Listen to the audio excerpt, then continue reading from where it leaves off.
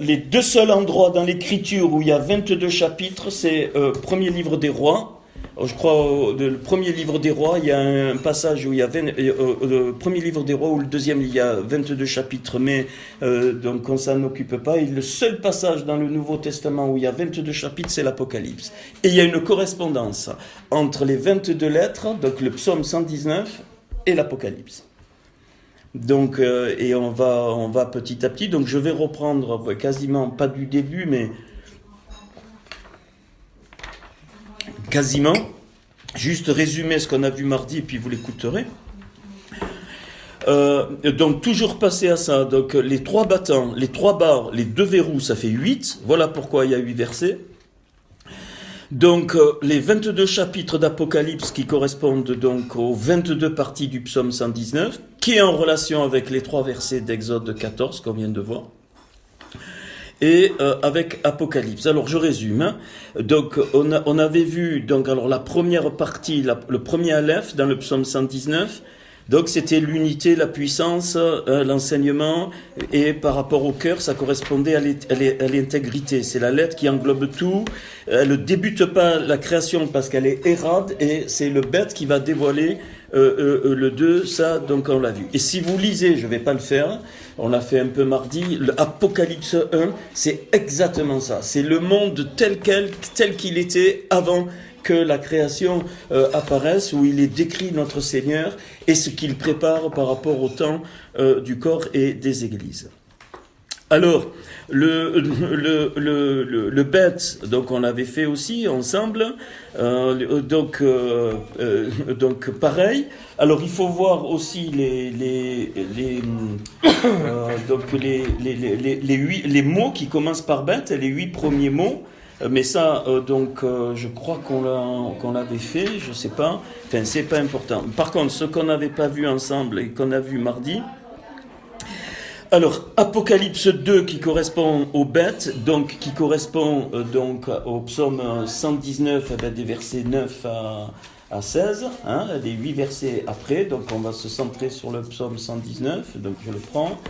Alors, chaque verset commence par la lettre de Bet.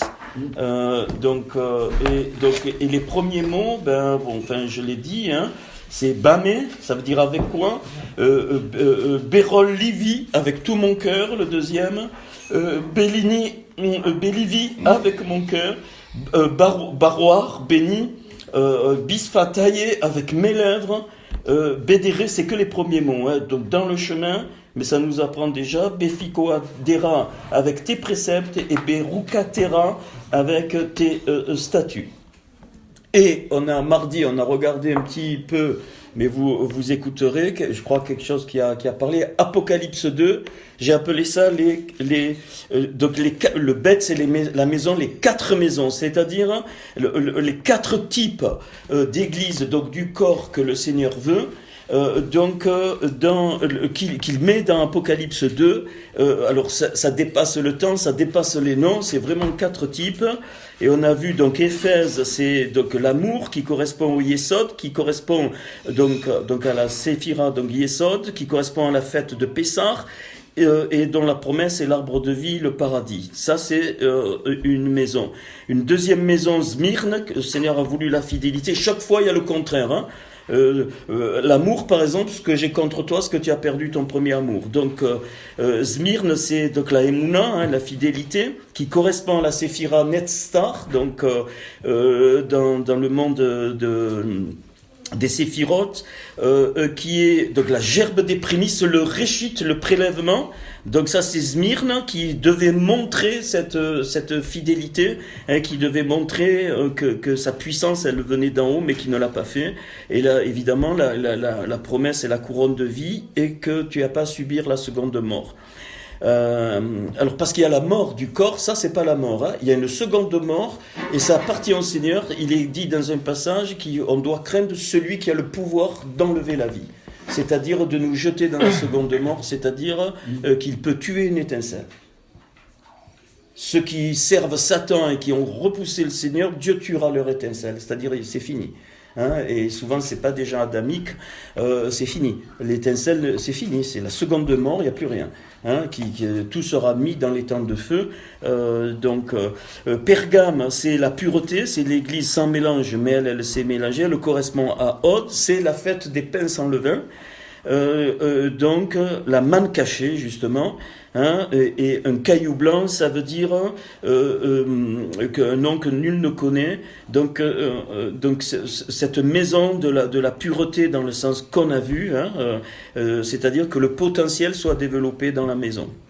Thyatire, la sainteté, donc la Kedusha, qui s'oppose à la fausse grâce, et il y a Jézabel qui intervient là, donc c'est le Resed, ça correspond à la Séphira Resed, donc la miséricorde, et donc qui correspond à la fête de Pentecôte, et à elle, il lui donnait l'autorité sur les nations et l'étoile du matin. Eh bien, on va faire. Alors, je vais partir de là maintenant. On va faire la troisième lettre qu'on n'a pas fait la dernière fois, la guimel. En complétant, en apportant des choses, ce qui est sur depuis mardi. Alors, le guimel, c'est une lettre qui veut dire chameau. Et qui symbolise, vous notez, hein, ça, vous allez voir, même un mot, ça nous, qui symbolise un équilibre du déséquilibre. Cette lettre, elle a deux petites jambes comme un petit bonhomme qui marche. Hein, le guimel, il a deux petites jambes, c'est la seule comme un petit bonhomme qui marche, et on avait dit que l'équilibre de Dieu, c'est que Dieu nous déséquilibre. Pied droit, pied gauche, pied droit, pied gauche, c'est comme ça que tu marches. Donc l'équilibre de Dieu en fait est un déséquilibre de l'homme, il nous déséquilibre, et c'est les yeux du cœur vers l'autre, guimel. Hein, guimel, c'est le déplacement, les yeux de l'autre vers l'autre, et en même temps c'est le voyage. Hein, voilà. Et alors il y a des mots, on va pas tout faire, hein, mais donc le guimelout, ça veut dire bienfaisance, celui-là qui donne, c'est le don de soi, donc c'est dans le mouvement et le déplacement vers l'autre. Et pour cela, le guimel a besoin d'être derrière le bête. Pourquoi ? Parce que le bête apporte cette maison qui apporte la richesse intérieure. C'est comme une famille. Si tu n'es pas construit à l'intérieur, tu ne peux pas sortir à l'extérieur, tu vas recevoir des coups partout. Un enfant, tu peux pas le jeter comme ça dehors, c'est impossible. Donc vraiment, c'est magnifique. Tout ça, vous ne trouvez pas, hein, ça c'est venu. Hein, donc le mouvement n'est possible que si derrière il y a la bête, il y a la maison. Alors, dans les 8 versets, je vais pas les prendre, je prendrai d'autres plus caractéristiques. Alors, les 3 piliers de ce guimel, donc vous me faites confiance, on trouve en lisant les versets. D'un côté, les 3 piliers, la révélation, et à droite la plénitude de la maison et la révélation pour partir, hein, pour donner, et au milieu le centre qui est au centre de la révélation et de la plénitude, c'est le mouvement, le déplacement. C'est-à-dire on est appelé à être pèlerin, que ce soit dans notre cœur, que ce soit, et vous allez voir, le Seigneur va nous envoyer, ça c'est sûr. Ok. Les barres maintenant horizontales, hein, eh bien, il y en a 3. Donc en haut, vers le ciel, l'humilité, hein, vers le Seigneur. Donc, c'est-à-dire, alors on sait ce que c'est l'humilité, c'est reconnaître chez l'autre ce que je n'ai pas, et c'est aussi, voilà, accepter les différences. Et en dessous, vers la terre, le mépris. Quand tu es un guimel, que tu es en mouvement spirituel ou même physique, tu auras le mépris de la terre. Donc vous le trouvez dans les versets, c'est pas trop caché, c'est super, même en français, on arrive, enfin voilà. Alors moi, bien sûr, j'utilise l'hébreu, mais c'est clair. Et le centre de ça, c'est l'acceptation de la souffrance. Une souffrance donc spirituelle du haut, mais une souffrance aussi du bas, parce que le mépris, eh ben, ça fait pas. Donc ça, c'est les 3 barres. Donc centré par la souffrance, humilité en haut, mépris en bas. Les 2 verrous. pour ouvrir ou fermer, évidemment, on fait les deux verrous. Ben, en haut, c'est avoir la direction divine pour partir, hein, dans tous les sens du terme, même des choses où on ne se déplace pas, mais dans l'esprit. En haut, c'est recevoir la direction divine, et en bas, c'est servir. On est appelé à servir. Voilà les deux verrous. Donc on sert. On sert chacun à notre façon, hein. Voilà, on sert, et là, en ce moment, on s'édifie dans ce sens, les couleurs prennent forme, et ça évolue, vous allez voir, ça va... Voilà. Alors, ça, c'est important. Apocalypse 3, c'est les 3 dernières églises révèlent, et chaque fois, il est parlé du mouvement dans ces 3 églises. Je l'ai fait mardi, j'ai pas le temps, enfin on le fait pas là, mais vous écouterez, c'est super, je trouve. Il y a ces 3 églises de mouvement. Tout à l'heure, c'était 4 églises de Beit, 4 et 3, 7. Hein, toujours le Seigneur 4, c'est le signe du monde matériel, hein, et 3, eh bien, c'est le signe de Dieu. Les deux ensemble, ça fait 7, la perfection. Donc, alors, Sardes, eh bien, il faut une intégrité. Dieu demande une intégrité. Pourquoi? Pour que le mouvement de la vie de notre Seigneur soit libéré. Il faut absolument être avec un cœur intègre, c'est-à-dire, ça ne veut pas dire sans erreur, ça veut dire vrai avec soi-même, mais vrai avec les autres. Et moi, cette semaine, j'ai eu une expérience négative, mais ça a été magnifique parce que c'est allé encore plus fort pour moi et même pour Marc. Pourquoi? Parce qu'on a été vrai, on a été intègre avec le cœur, et c'est pour ça que c'est très important. Donc ça libère le mouvement de la vie de notre Seigneur. C'est pour ça que c'est une église où il est parlé des 7 esprits et des 7 étoiles. Les 7 esprits, c'est ce qui vient de Dieu, la plénitude de Dieu, qui descend. Les 7 étoiles, c'est les 7 malars des 7 anges. Donc, c'est-à-dire, il y a quelque chose de très fort au niveau du mouvement de la vie. Vous allez voir après, donc ça, c'est l'église de Sardes, hein, donc intègre, sans corruption, mais c'est pas ce qu'on voit. Elle correspond dans le niveau des séphirotes à la Gvoura, donc et à la fête des trompettes. Et justement, c'est la fête des prophètes, les trompettes où ça proclame. Hein, la promesse, c'est les vêtements blancs, c'est-à-dire les vêtements représentent toujours les œuvres que Dieu a préparées d'avance, qui sont libérées par le Gilgoul, c'est-à-dire par le mouvement. Donc après je vous dirai. Donc la deuxième, alors la 6e église où il n'y a aucun reproche, c'est Philadelphia, l'église de l'épouse. Hein, donc la parole de la vérité, hein, qui porte qui garde, parce que tu as peu de puissance, mais que tu as gardé ma parole, hein, c'est caractéristique. Donc c'est la parole de la vérité, et elle correspond à Tiferet, la beauté. Et là, dans notre temps, c'est les 2 dernières fêtes, je le mets ensemble. Dans notre temps, le partage se fera à fond. Il y a l'épouse et la prostituée. Les deux, il n'y a aucune juste mesure. Où on va direct dans la prostitution, où on va direct dans donc la dimension matrimoniale au sens du Seigneur. Et cette église de Philadelphie correspond donc au Yom Kippour, le grand pardon. Alors tout à l'heure, il y avait les trompettes juste avant, c'est normal. Avec le Yom Kippour, il se colle, et ça, c'est les apôtres. Et c'est donc les trompettes, c'est les prophètes. Le Yom Kippour, c'est les apôtres, et les deux se marient. Donc c'est pour ça qu'il est parlé du nom de la ville. Rappelez-vous à la fin d'Apocalypse, merci Marc. À la fin d'Apocalypse, il est dit, viens, je vais te montrer l'épouse de l'agneau. Il voit une ville. Et donc, dans cette église, il y a le nom de la ville, un nom nouveau. Elle change de nom comme l'épouse change de nom. Et c'est caractéristique qu'aujourd'hui, partout dans le monde, les épouses veulent prendre leur nom de jeune fille. On s'en fout. Si vous le faites, c'est pas grave. Mais dans ton cœur, tu peux pas prendre un autre nom avec qui tu es marié. C'était un signe prophétique pour l'épouse. Et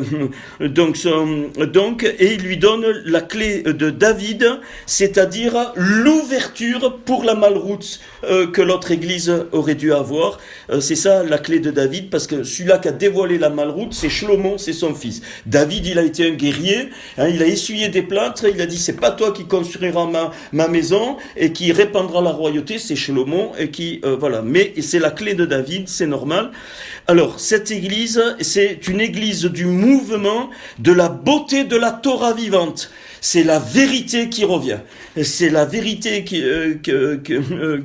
est le mouvement de cette église. Elle donne la vérité, elle retrouve la vérité, et en fait elle retrouve sa dimension d'épouse, parce que Christ est la parole incarnée. Donc si je suis marié avec Christ, je deviens Torah vivante. La dernière église, Laodicée, alors là, il n'y a que des reproches, c'est le contraire. Et cette église, elle aurait dû représenter la filiation, l'héritage. Elle aurait dû être une église des temps de la fin qui bâtit. Elle est dans la notion du bâtisseur, qui dévoile la royauté du monde d'en haut. J'ai pas le temps, le Seigneur, il lui reproche de négliger ça. Et elle correspond à la fête de Sukkot, la dernière fête, la fête des tentes, et sa promesse, le reste qui restera de cette église, ceux qui vont comprendre des petits bouts, c'est le trône. La promesse est donnée au niveau de la Kéter, c'est-à-dire plus c'est bas, tu reviens de plus bas et plus tu rebondis haut. Ça, c'est le mystère de Dieu. Les premiers seront les derniers seront les premiers. C'est ça que ça veut dire. Ça veut pas dire qu'il y a un ordre, ça veut dire que le Seigneur, il est Dieu, et que à tout moment, du plus profond d'un bas-fond, je peux monter très haut quand je reviens vers le Seigneur. Et cette église, il lui dit, tu es ni froid ni bouillant, et c'est parce qu'elle a introduit un faux équilibre. Ni froid ni bouillant, mais froid ou bouillant, mais pas entre les deux. C'est un faux équilibre, et ce faux équilibre, il paralyse. Ok, et donc c'est une église qui est devenue apostate, religieuse, et qui a fait des mauvaises pierres. On le prendra dans le livre des rois. Il y a un merveilleux passage qu'il est parlé de la construction du temple avec des pierres sur lesquelles les ciseaux ne sont pas passés, mais qui sont pile poil. Il est magnifique ce passage, on le verra un autre moment. Eh bien ça, c'est le mouvement de la construction dans cette église. Donc ça, ces trois Gilgoul sont fondamentaux. Mouvement de la vie de notre Seigneur, mouvement de la beauté de la Torah vivante, et la troisième, ce qu'elle aurait dû être. C'est pour ça que le Seigneur, il dit, je frappe à la porte, et si quelqu'un m'ouvre, je soupe avec lui, parce que, cette église a perdu l'intimité. Quand je retrouve l'intimité, je redeviens un fils. Elle a perdu la filiation. Rappelez-vous les deux premières portes. C'était la filiation et l'épouse. Là, on est dans le contraire, épouse et filiation. Donc, c'est ce chemin. Donc, je rappelle, mouvement de la vie de notre Seigneur, mouvement de la beauté de la Torah vivante, et le mouvement de la construction. Alors, j'y vais. Rappelez-vous pourquoi le Seigneur a dit, je suis le chemin, la vérité et la vie. On y est, ces trois mouvements. Laodicée, ça aurait dû être le chemin. Philadelphie, c'est la vérité. Et Sardes, ça aurait dû être la vie. Et on retrouve la Teshuvah, la Tahara et la Kedusha. Trois mouvements fondamentaux, on ne pourra pas sortir, c'est ces trois piliers qu'on avait fait de l'autre porte qu'on retrouve là, c'est magnifique. Le chemin correspond à la Teshuvah, donc la repentance, revenir c'est le chemin. La vérité correspond à la Tahara, c'est-à-dire dévoiler entièrement le potentiel qui est en moi par rapport à la Torah. Et enfin la vie, ça concerne la Kedusha, c'est-à-dire le dévoilement d'en haut que la vie a reçu en haut. Donc ce guimel, il est magnifique, et donc c'est les versets 9 à 16 du psaume 119. Donc voilà, ça j'avais très très fort de vous livrer ça. Donc ces trois dernières églises sont des églises il faut les deux. Il faut les 4 bêtes et il faut les 3 Gilgoul. Les 4 bêtes, donc c'est vraiment qui va nous donner la stabilité, l'amour, la fidélité, la pureté, la sainteté au niveau individuel, donc dans les sens qu'on comprend. Et puis ces 3 mouvements concernent le corps, et même l'autre, mais en mouvement, on est obligé de fonctionner comme un corps, comme une famille. C'est obligatoire. La lettre Dalet passe à la 4e. Puis là aussi, on va apprendre des choses. Dalet, la 4e. Mon âme est attachée à la poussière. Je lis en français, hein. Rends-moi la vie selon ta parole. Je raconte mes voies et tu m'exauces. Enseigne-moi tes statuts, fais-moi comprendre la voie de tes ordonnances. Et je méditerai sur tes merveilles. Mon âme pleure de chagrin. Relève-moi selon ta parole. Éloigne de moi la voie du mensonge et accorde-moi la grâce de suivre ta loi. Je choisis la voie de la vérité. Je place tes lois sous mes yeux. Je m'attache à tes préceptes. Éternel, ne me rends point confus. Je cours dans la voie de tes commandements, car tu élargis mon cœur. Les premiers mots de ces donc 8 versets. Alors les voici. C'est Daveka. Donc, qui veut dire se cramponner, s'accrocher, derarei, mes chemins, picodera, chemin de tes préceptes, d'alpha, fondre, dans le sens souple, hein, fondre, derir sheker, chemin du mensonge, à éloigner évidemment, derer amuna, emuna, le chemin, la confiance de la vérité, d'avekera, je me cramponne encore, je m'accroche, et Derevimitso vétéran, chemin de tes commandements. Heureusement que c'est enregistré parce que ça va vite. Dalet, c'est une porte ouverte. Dalet représente la porte de mon cœur qui doit être ouverte. Stabilité de l'univers, elle représente, et donc c'est un cœur de vérité capable de recevoir. C'est surtout ça. Le guimel, la lettre qu'on a vue tout à l'heure, et le dalet vont toujours ensemble. Dans la pensée hébraïque, dans la pensée biblique, le guimel, il est donateur, le dalet, il est récepteur. Le guimel, c'est celui qui fait le bienfait, le dalet, c'est le pauvre qui reçoit. D'ailleurs, la lettre dalet veut dire pauvre. Le Seigneur a dit heureux les pauvres en esprit. Ça veut dire ceux qui sont ouverts, ceux qui devant Dieu, eh bien, deviennent pauvres en esprit. Alors, je vous donne les piliers, comme ça c'est fait, puis je vais continuer sur ce que il est venu dans mon cœur. Donc, un pilier, c'est donc être vrai. Un autre pilier, c'est être clair. Dans ce passage, c'est ça qui transparaît. Donc, vrai et clair. Et au milieu, c'est embrasser avec le cœur. Donc, ça, c'est fondamental. Les 3 barres. Eh bien, le centre des 3 barres horizontales, le centre, c'est l'ouverture. Vers le haut, eh bien, je suis poussière et je retourne à la poussière. Donc, vers le haut, ça veut dire, Seigneur, c'est bon, j'ai compris, je ne suis que sur cette terre. Et vers le bas, c'est le laisser paraître à lui. Et c'est ce qui veut dire David quand il dit « je pleure », c'est dans le sens qu'il s'efface complètement pour que lui soit vu. Les 2 verrous pour ça, c'est, eh bien, il dit, je choisis tes commandements. Donc, le choix de la vérité, c'est un choix. Choisir la vérité, c'est pas facile, toujours, c'est en haut. Et en bas, courir. On court dans le stade, on court. C'est-à-dire, donc, on n'attend pas. Donc, je l'ai dit. Alors, les 2 lettres, Gimel et Dalet, qui vont ensemble, eh bien, d'un côté, Dag, ce qui est le poisson, qui se déplace dans l'eau des nations, mais aussi dans l'eau de l'esprit et de la parole. Donc, être un poisson. C'est obligé. Et pour ça, il y a un échange constant donc, entre le guimel et le dalet. C'est ça qui construit le corps. Ce dalet et ce guimel, il y a toujours un donneur et un récepteur. Et ils peuvent permuter. Le donneur peut devenir récepteur à un moment et ainsi de suite. Donc, le dalet et le guimel, c'est la construction des liens spirituels entre nous. Ces 2 lettres sont très très fortes quand elles sont mises ensemble. Elles sont inséparables dans la pensée biblique.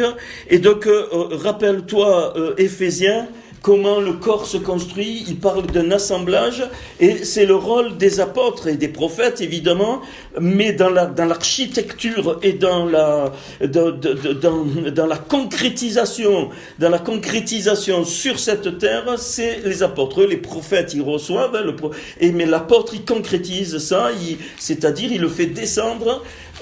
Et c'est important. C'est de lui, Éphésiens 4, verset 16, c'est de lui, grâce à tous les liens de son assistance, que tout le corps, bien coordonné, formant un solide assemblage, tire son accroissement selon la force qui convient à chacune de ses parties et s'édifie lui-même dans l'amour.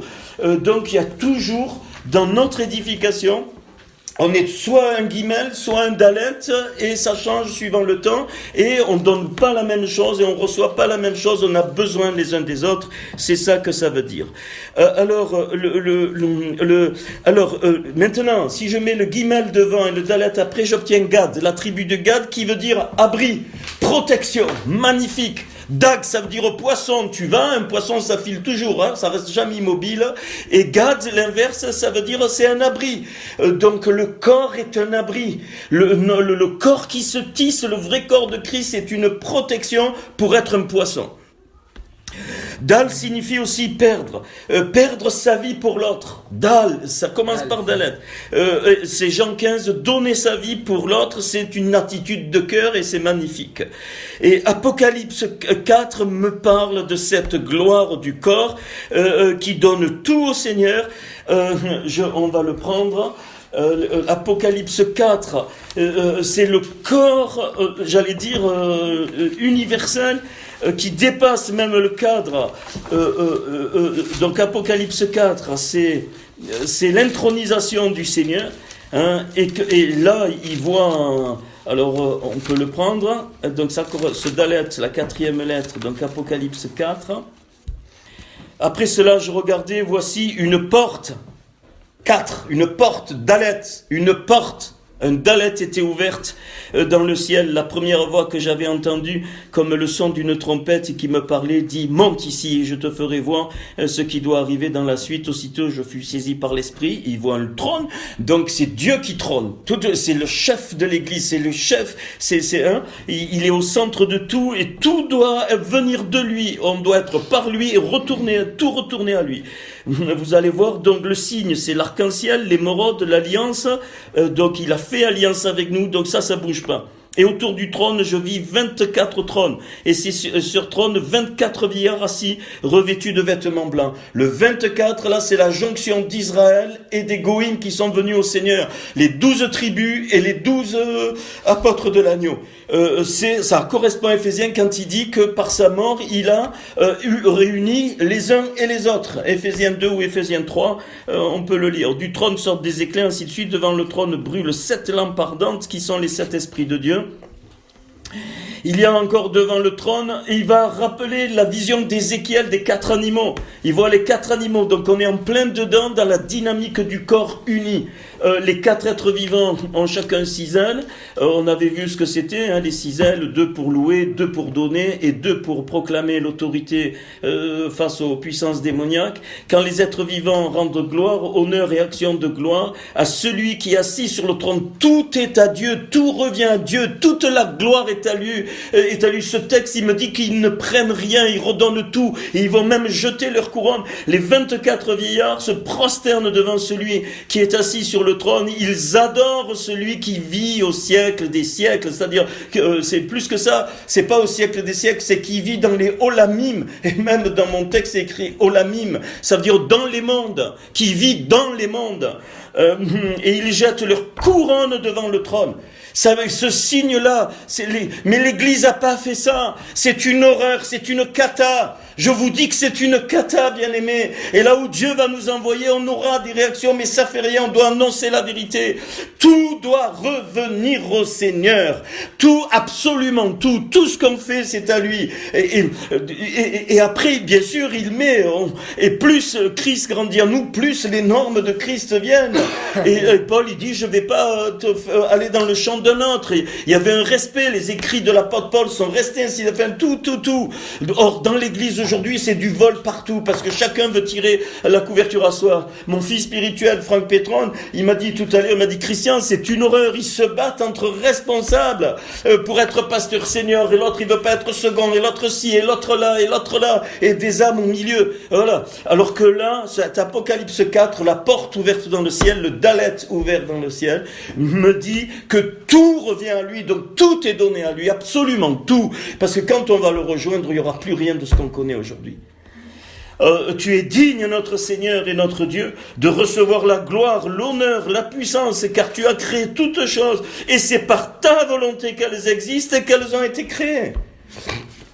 Donc, une dimension du corps incroyable, et ça, je voudrais qu'on y arrive, hein, que ce petit corps-là, ce réchid qu'on forme, on arrive ensemble à donner gloire à lui, pas que par la parole, dans nos attitudes, dans nos vies, dans nos liens, hein, avec on est en plein dedans, pour que la porte du cœur du groupe, parce qu'il y a notre cœur, mais il y a le cœur du groupe, soit une porte ouverte, c'est-à-dire donc une porte capable de recevoir et capable de donner.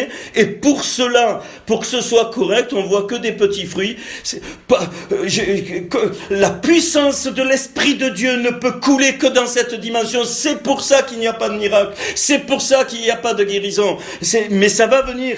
Si on est dans cette dimension du corps, tel que je viens de le dire, avec une construction comme ça, je vous dis, regardez, on voit à peine là. Je vous dis que même au milieu de nous, des choses qui doivent se faire, elles se feront. Amen. Elles se feront même dans le corps, physique, dans l'âme, peu importe, mais elles se feront. Là, on vit les prémices. Donc, rappelle-toi de cet Apocalypse 4. Tout est pour le Seigneur. Les 24 vieillards, ça veut dire le corps, hein, les deux, et même le cœur de Dieu veut réunir Israël et ceux qui se sont donnés à lui par Jésus-Christ. C'est son désir. Et il y a toujours tension. Enfin, pas chez tous, heureusement. Et on ne doit pas, nous, avoir de tension avec Israël. On doit respecter les Juifs. Ils ont leurs promesses. C'est pas une question de les adorer, non. C'est très très important. Hein, celui qui ne respecte pas ça, l'onction peut pas descendre. Ça ne peut pas changer. Celui qui bénit mon peuple sera béni. Si tu touches mon peuple, tu touches à la prunelle de mon œil. En parlant d'Israël, mais c'est aussi à son église.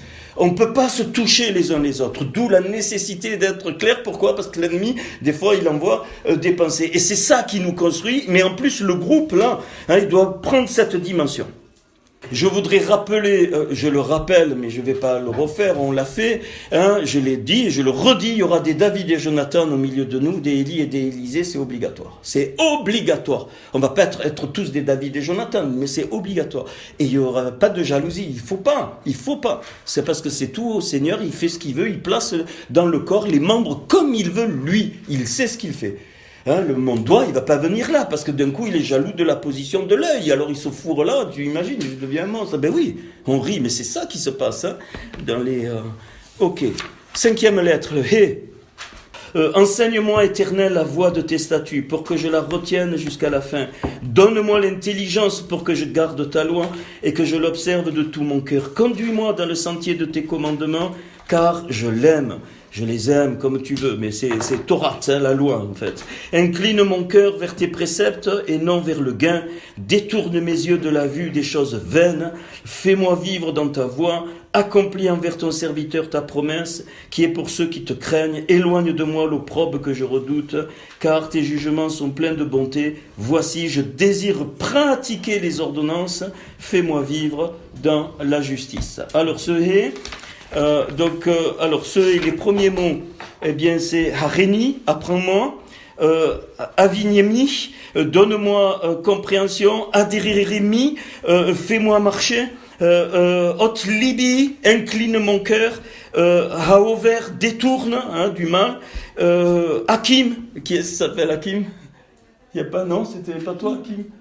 Non, c'est pas Hakim, c'est Kim. Alors, Hakim établit, Haover détourne et Iné regarde et voit. C'était moi. Alors la lettre E, c'est la communication par le sens. Louange souffle. Intelligence du cœur soumis à la vérité avec une entière passion. Le He, c'est la passion, c'est le souffle. C'est par le Hé que Dieu a créé les mondes, on l'avait vu, ceux d'en haut et ceux d'en bas. C'est pourquoi ces deux lettres sont dans son nom, Yod et Vav, et 2 fois les mondes d'en haut et les mondes d'en bas. Je suis l'Éternel, j'ai créé moi les mondes d'en haut et les mondes d'en bas. Yod et Vav et. C'est le souffle divin, alors là j'y tiens, de la créativité, une force féminine créatrice qui va donner. Les artistes sont féminins pour créer, bien-aimés. Il ne faut pas qu'il y ait au milieu de nous de la copie, je veux dire des choses qu'on voit, des trucs, on peut s'en inspirer, mais le Seigneur va innover, c'est pas normal que le peuple juif a innové partout et que rares sont les chrétiens qui ont innové. Parce que, je vais te dire pourquoi, parce que le hé, c'est source, alors j'y vais, alors, alors j'ai mis, parce que l'église, elle meurt, le hé d'en haut nous inspire, et on expire le hé d'en bas. On inspire les choses de Dieu pour les souffler dans le monde, bien-aimés, à chacun à notre niveau. Pas normal que bon, moi j'ai innové dans la recherche, bon je veux pas en parler, mais c'est important. J'ai beaucoup innové, une créativité que Dieu m'a donnée. Marc, il a eu une créativité dans les trucs, dans ces domaines que Dieu lui a donné. Et on doit être créatif là. Et l'église, elle meurt parce qu'elle n'est pas créative. Elle ne sait plus inspirer l'Esprit de Dieu pour le souffler. On doit recevoir d'en haut, hein, pour donner, il faut avoir recevoir. Il faut recevoir. Si tu ne peux donner que ce que tu as reçu. Le Seigneur l'a dit. Tu ne peux donner que, bien sûr. Si tu l'as pas reçu, tu peux le donner, mais c'est du clin-clin et c'est le dégât qu'il y a eu.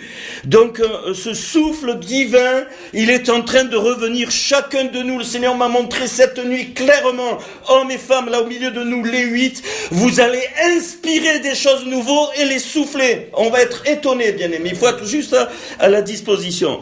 Alors, les piliers, crainte d'un côté, évidemment, et de l'autre, l'intelligence spirituelle. L'intelligence spirituelle, la chorma, ça veut pas dire aller chercher, non, ça veut dire, j'ai mon cœur ouvert, fais descendre, Seigneur, ton inspiration. C'est pas normal qu'il y ait un fatras total au milieu du peuple de Dieu, aucune inspiration, y compris dans les arts, excusez-moi, nul sur zéro, sur zéro, sur zéro. Très peu de chrétiens, nous on a connu une chanteuse d'opéra, elle est partie du milieu des églises, elle s'est fait massacrer parce qu'elle était chanteuse d'opéra avec un don incroyable. Elle habitait Albertville, tu te souviens? Très jolie, rien que parce qu'elle était jolie, ça posait problème. Là, on est contre le hé de Dieu. Non mais tu rigoles. Sois heureuse, ma sœur, de ta beauté. Si tu plais même dans le monde, sois heureuse. C'est Dieu qui t'a fait comme ça, belle. Sois heureux de ta bonté, mon frère, de ton cœur. Parce que c'est Dieu qui t'a fait comme ça. Et ça doit rayonner, je m'excuse.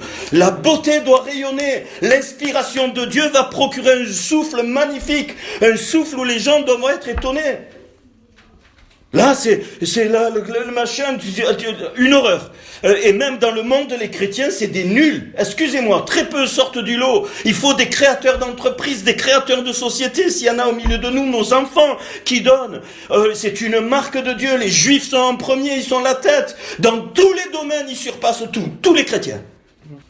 Et c'est pas normal, ça vient de là. C'est parce qu'on ne sait plus inspirer le hé d'en haut et on ne sait plus l'expirer, c'est-à-dire le sortir. C'est comme ça que la naissance se fait. La femme, elle inspire et à un moment donné, elle accouche.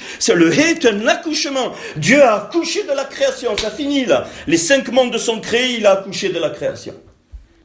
Manifestation, donc les piliers, donc crainte et intelligence d'un côté, au centre le désintéressement. Pour être inspiré, il faut un désintéressement total des choses vaines. David, il me parle, qui s'occupe de l'essentiel, un désintéressement total de tout ce qui est de ce monde, ou des titres, ou des, enfin je dis, mais il y a un tas de vrac, parce que c'est ça qui bloque l'inspiration de Dieu. Qu'on reçoive en tout cas l'inspiration.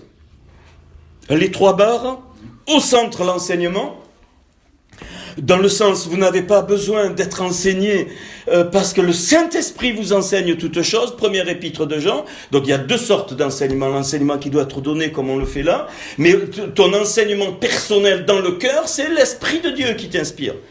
Et ça, eh bien, en haut, l'essentiel, chercher l'essentiel, l'essence même des choses, l'origine même des choses, qui est le contraire de la vitrine, le contraire du nominatif ici. On s'en fout du nominatif. Il faut que je cherche l'essentiel. Et en bas, eh bien, c'est donner cet essentiel. Les deux verrous. En haut, c'est l'inclination devant notre Seigneur. Je me fixe au psaume, évidemment. Et en bas, il dit, David, dans toutes les lettres, mettre en pratique. La mise en pratique des choses qu'on a reçues, c'est quelque chose, c'est une puissance incroyable. Apocalypse 5, vous allez voir pourquoi. Apocalypse 5, c'est merveilleux. Moi, je le trouve merveilleux. Donc, Apocalypse 5.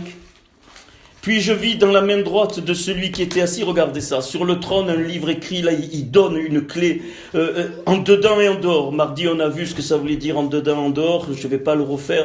Scellés de 7 sceaux. Ils sont scellés. Sans l'inspiration, personne ne peut déceler les sceaux. On continue. Impossible. On ne peut donner que quand les sceaux sont décellés. Et je vis un ange puissant qui criait d'une voix forte, qui est digne d'ouvrir le livre et d'en rompre les sceaux, c'est-à-dire de recevoir l'inspiration, de recevoir la révélation de ce que Dieu veut faire. Et personne dans le ciel, ni sur la terre, ni sous la terre, ne put ouvrir le livre, ni le regarder, même pas le regarder. Et je pleurais beaucoup de ce que personne ne fut trouvé digne d'ouvrir le livre et de le regarder. Et là, il y a une clé. Et l'un des vieillards me dit, ne pleure pas, le lion de la tribu de Yehuda, c'est évident, c'est notre Seigneur, le rejeton de David, a vaincu pour ouvrir le livre et ses 7 sceaux, et je vis au milieu du trône 4 êtres vivants, les vieillards, un agneau qui était là, il avait 7 cornes, 7 puissances, et 7 yeux qui sont les 7 esprits. Ça, c'est sa qualité. C'est-à-dire, il voit de la part de Dieu, et les 7 puissances, il les reçoit pour les donner. Il vint et prit le livre de la main droite de celui qui était assis sur le trône. Quand il eut pris le livre, les 4 êtres vivants et les 24 vivants se prosternèrent, tenant chacun des harpes et des coupes d'or remplies de parfums qui sont les prières des saints. Et là, ça déborde. Et ils chantaient un cantique nouveau, ça c'est l'expiration. Tu es digne de prendre le livre, ainsi de suite, ainsi de suite. Pour que nous puissions vivre cette dimension du hé, il faut que je sois un agneau qui devienne un lion.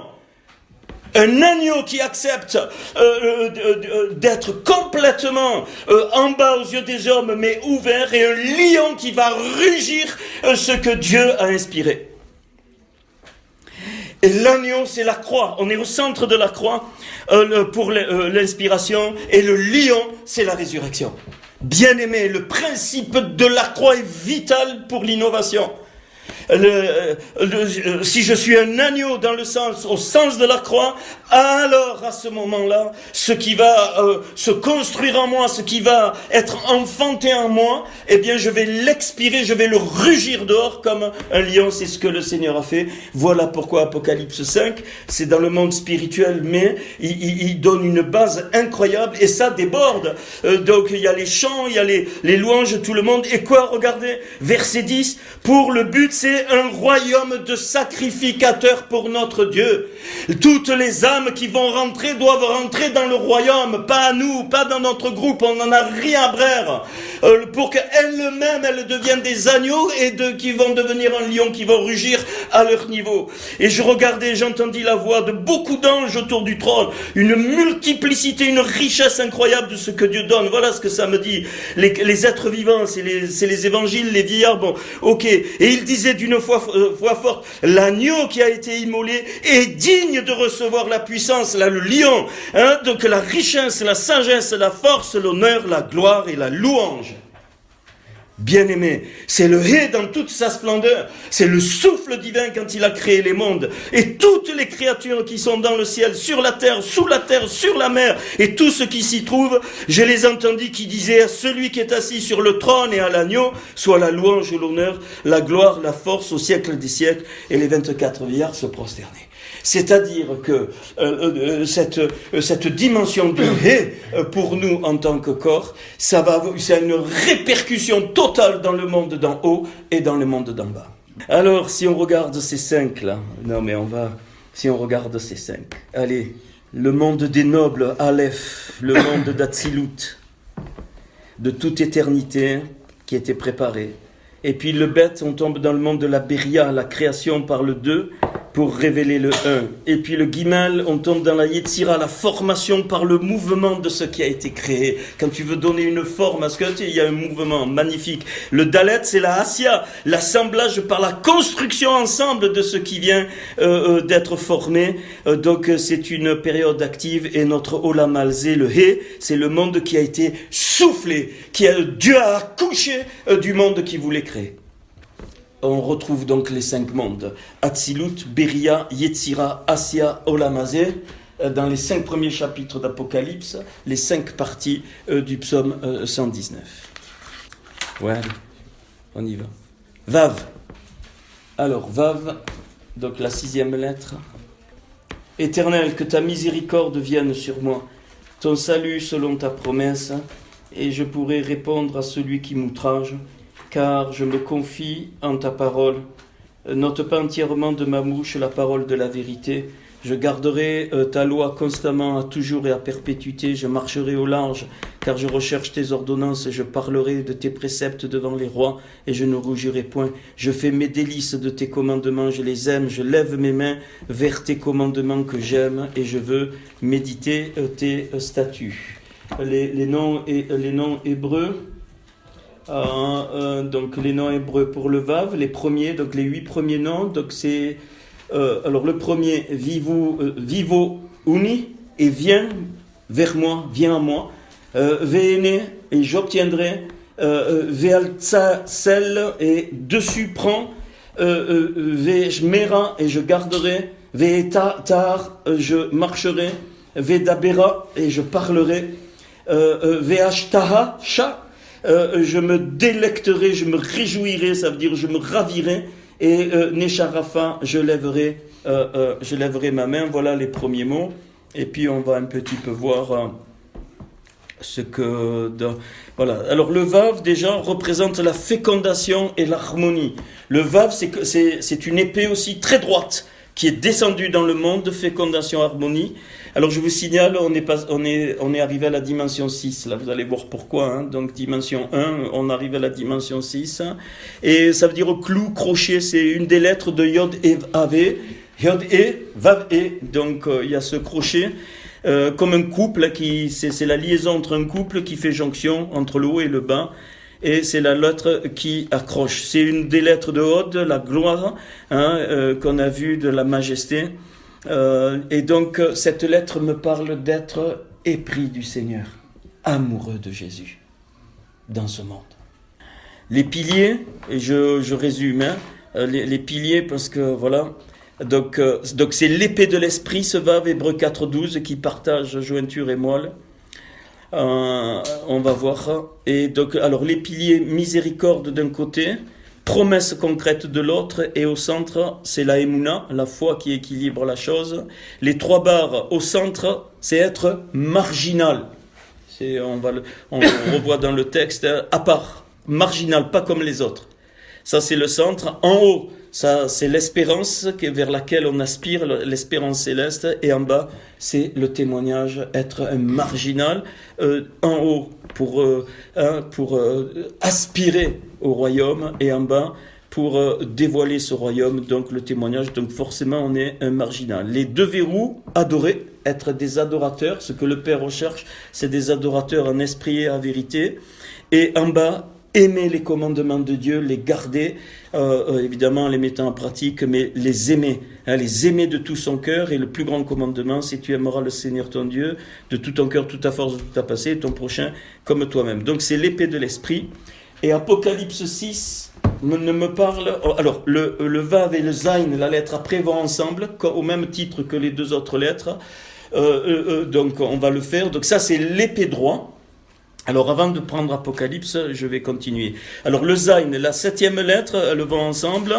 Donc le Zayn, on va lire, si vous voulez. Oui, ça va. C'est même si on...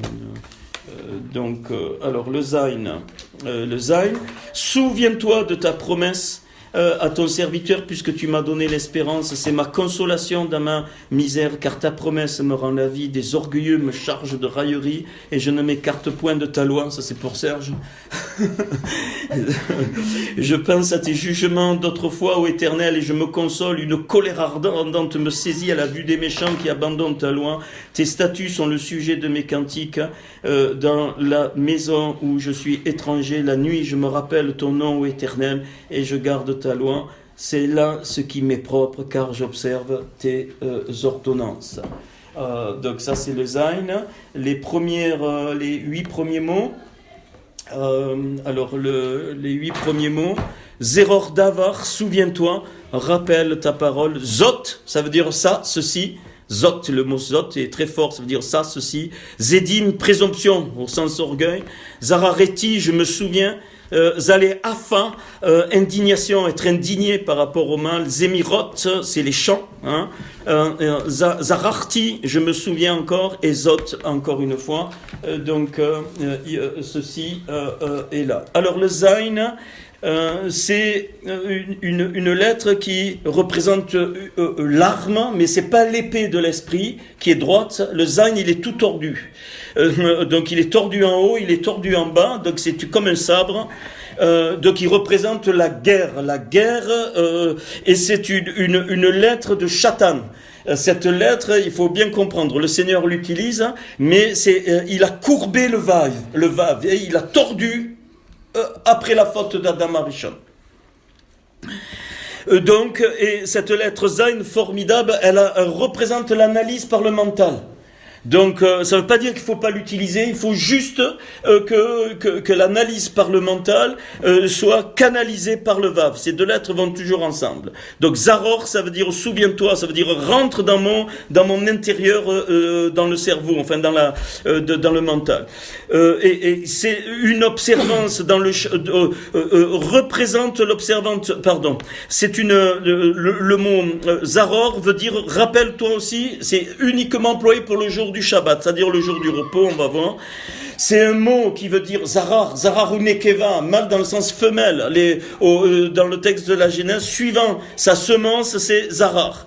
Et Zot, c'est ce monde-ci. Donc, et on sait que le prince de ce monde, c'est Satan. Vous voyez la différence entre le Vav et le Zayn. Et Zad veut dire orgueil. Donc, présomption. Alors, les piliers. Colère divine face au mal, ça il faut l'accepter. De l'autre côté, consolation, et au centre, la rigueur. Les 3 barres, donc le souvenir des bonnes choses, mais le souvenir aussi des mauvaises choses, non pas pour les ressasser, mais pour qu'elles nous servent comme un trapelin. Et donc, en haut, donc ça va équilibrer la méditation, c'est-à-dire notre communion avec le Seigneur, et en bas, la réalisation de ses promesses. Les 2 verrous, chanter, dans le sens libéré, exprimé, et en bas, être disponible.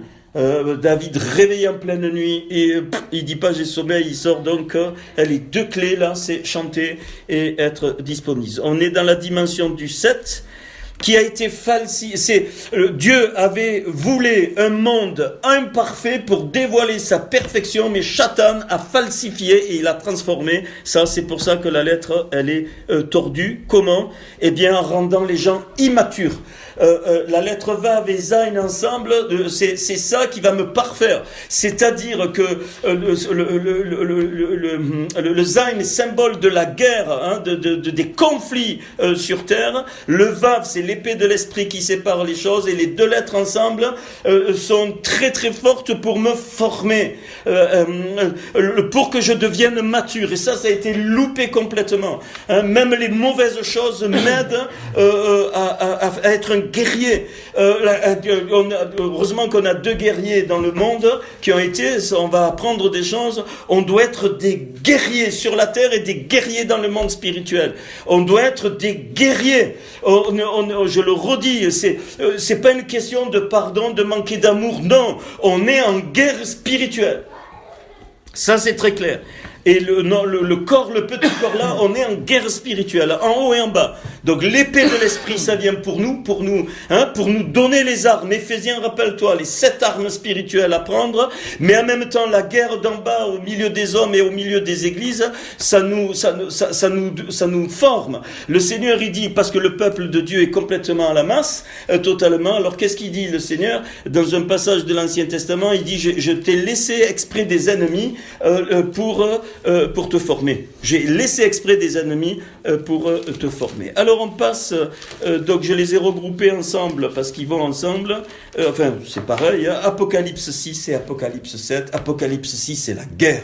Totalement. Hein, les chevaux, un jour on le fera. Hein, j'ai eu une révélation sur les 4 chevaux. Donc le premier cheval, il jette la guerre. Le deuxième cheval, les hommes, ils s'égorgent entre eux. Encore la guerre. Troisième cheval, c'est la famine. Quatrième cheval, c'est la mort. Il ouvre le 5e sceau. Donc il y a un tri qui se fait. L'autel des âmes de ceux qui avaient été immolés. Enfin, on voit. Et là, il leur donne une robe blanche. Ça, c'est le vave qui agit. Je regardais quand il ouvrit le 6e sceau, il y eut un grand tremblement de terre, le soleil devint noir comme un sac de crin, la lune entière, les étoiles du ciel tombèrent sur la terre comme des figues d'un figuier secouées par un vent violent, le ciel se retira comme un livre qu'on roule, ainsi de suite, ainsi de suite. Et le chapitre 7, ce Zayn qui représente donc la guerre, mais avec le Vav, couplé avec le Vav, on a bien vu, c'est une force. Eh bien, l'Apocalypse 7 me parle au début comme d'un repos. Il y a ces 2 lettres, la guerre en fait va donner le shalom. Il faut bien comprendre. Pourquoi ? Parce que quand tu as combattu pour le Seigneur, quand tu as donné de la part du Seigneur, quand tu as exercé, il y a des âmes libérées pour le peuple de Dieu, donc tu rentres dans le shalom. Apocalypse 7, après cela, je vis 4 anges, debout aux 4 coins de la terre, ils retenaient les 4 vents de la terre, afin qu'il ne souffle point de vent sur la terre, ni sur la mer, ni sur aucun arbre. Et je vis un autre ange qui montait du côté du soleil levant, et qui tenait le sceau du Dieu vivant. Donc c'est le 7e, le sceau du Dieu vivant, il le tient, et il cria d'une voix forte aux 4 anges à qui il avait été donné de faire du mal à la terre, à la mer, et il dit, ne faites point de mal à la terre. Donc il y a un shalom. Qu'est-ce que ça me dit pour nous aujourd'hui? C'est-à-dire que le retour du Seigneur se prépare, il y aura guerre en bas, il y aura guerre en haut. Bien aimé, on doit être équipé pour ça. Forcément, mais le Seigneur va nous mettre dans un shalom tout en étant dans la guerre. C'est ce que David faisait. Il se retirait puis il sortait, il combattait. Le shalom, c'est pas être tranquille dans le confort, ça n'a rien à voir. Le shalom, c'est la plénitude, c'est être la plénitude de Dieu. On est en guerre spirituelle et guerre aussi en bas. Les hommes ne vont pas donc ça, il faut bien le savoir. Et plus on s'approche vers le retour du Seigneur, plus les choses seront fortes.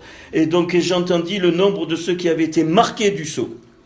Donc il y a un marquage, il y a 2 sceaux. Il y a le sceau du salut qui est révélé par Ézéchiel et le sceau ici de l'enlèvement. Ça c'est le sceau de l'enlèvement. Si tu n'es pas marqué du sceau, tu ne seras pas enlevé. Pour les tribus d'Israël, ainsi de suite. Et donc c'est un shalom dans la guerre. Voilà. Ces 2 lettres, c'est un shalom dans la guerre et c'est pour ça qu'il est dit Zot ici. Après cela, je regardais, voici, il y avait une grande foule que personne ne pouvait compter, de toute nation, de toute tribu. Et puis il dit, mais qui sont-ils ceux-là? À la fin, vous connaissez, ils adorent Dieu. Donc vous voyez, il y a là une victoire magnifique. La louange, la gloire, la sagesse, l'action de grâce, l'honneur, la puissance et force soit à notre Dieu au siècle des siècles. Et l'un de Via dit, qui sont ces revêtus de robes blanches? Ils sont qui, Seigneur? Qui sont-ils? D'où ils sont venus? Mon Seigneur, tu le sais, il comprend pas, Jean. Il lui dit, ce sont ceux qui viennent de la grande tribulation. Et peut-être elle a déjà commencé, j'en sais rien, mais pendant la grande tribulation, c'est guerre en haut, guerre en bas. Et si on n'a pas le Vav et le Zayn, on est foutu. On est des guerriers bien-aimés. Ils ont lavé leurs robes et ils les ont blanchies dans le sang de l'agneau. C'est pour cela qu'ils sont devant le trône de Dieu et le servent jour et nuit dans son temple. Celui qui est assis sur le trône dressera sa tente sur eux, ainsi de suite, ainsi de suite. Je vais finir par la lettre Ret, la 8. Et comme le temps passe, je vais peut-être pas lire Apocalypse, mais vous me faites confiance, on pourra le faire juste. Alors, le Ret. Alors, le rette, hein, je vais juste lire, parce qu'Apocalypse 8, c'est assez long, je vais juste lire donc les 8 versets du rette. Ma part, ô Éternel, je le dis, c'est de garder tes paroles. Je t'implore de tout mon cœur, aie pitié de moi selon ta promesse. Je réfléchis à mes voies et je dirige mes pieds vers tes préceptes. Je me hâte, je ne diffère point d'observer tes commandements. Les pièges des méchants m'environnent. Je n'oublie point ta loi. Au milieu de la nuit, je me lève pour te louer à cause des jugements de ta justice. Je suis l'ami de tous ceux qui te craignent et de ceux qui gardent tes ordonnances. La terre, ô Éternel, est pleine de ta bonté. Enseigne-moi de tes statuts. Je vous signale que le verset « Je suis l'ami de tous ceux qui te craignent », ça m'a fait penser à l'hygiène spirituelle dont Marc nous parle. Alors le rette,